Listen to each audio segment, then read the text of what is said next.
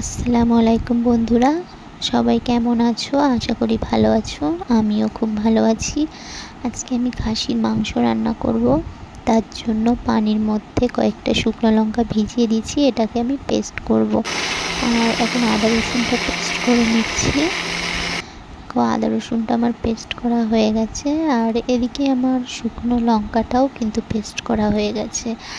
আর আমি সব মশলাই রেডি করে রেখেছি।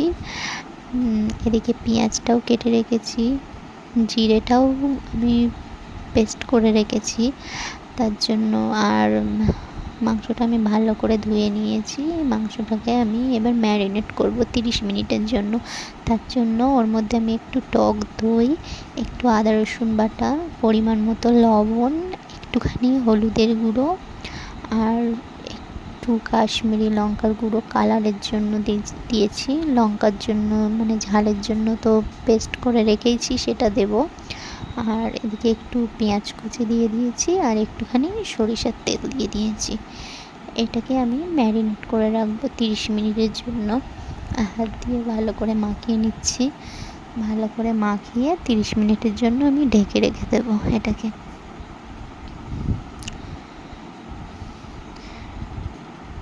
এই যে আমার 30 মিনিট রাখা হয়ে গেছে। এটাকে আমি কুকারে দিয়ে 4টে সিটি দিয়ে নেব। তার জন্য মাংসটা আমি ঢেলে দিয়েছি, আর ওর মধ্যেই একটুখানি পানি দিয়ে সেই মশলাটা ধুয়ে জাস্ট দিয়ে দিয়েছি।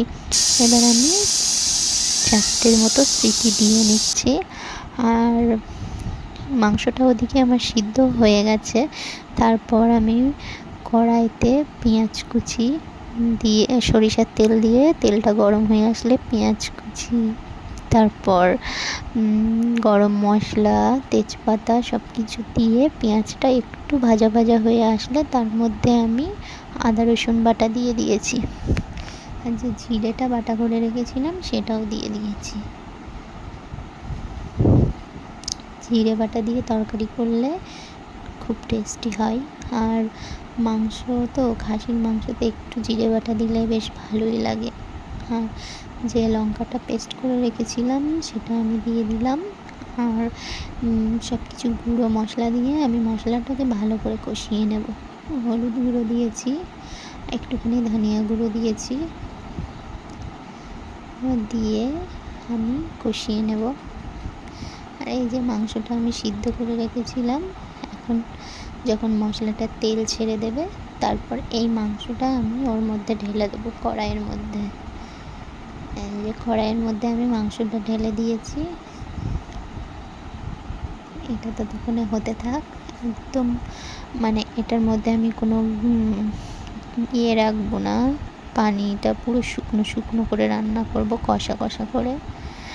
আর কে কে খাসির মাংস খেতে ভালোবাসো জানাবে। আমি কিন্তু খাসির মাংস খাই না, বাড়িতে রান্না করেছিলাম, সবাই ভালোই বলেছে খেতে।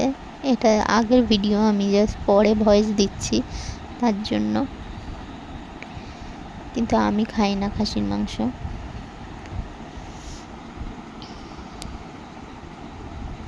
তারপর ওই পানিটা শুকিয়ে আসলে আর একবার পানি দিয়ে দিয়েছি অল্প করে পরিমাণ মতো।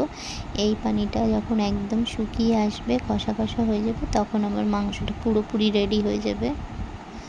এই যে একদম অল্প একটুখানি ঝোল রেখেছি, একদম শুকনো শুকনো করেই রান্না করা হয়েছে। লাল লাল ঝাল ঝাল সবাই ভালো বলেছে খেতে। জানি না, আমি তো নিজে টেস্ট